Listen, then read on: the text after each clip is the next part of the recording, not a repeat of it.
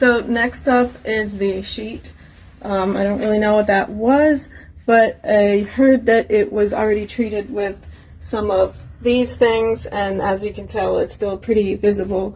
And so we're going to try my things. Last time we used this, but this is a little bit bigger, so let's use this stick. And this is actually a deodorant tube, but it works kind of like, I guess, like the old school Shout stick. So let's get it wet with cold water.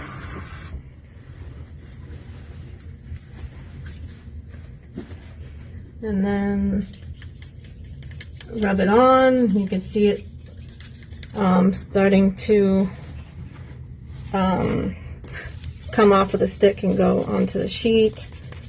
And maybe a little bit of suds, and then once you rub it together, it should come out pretty well.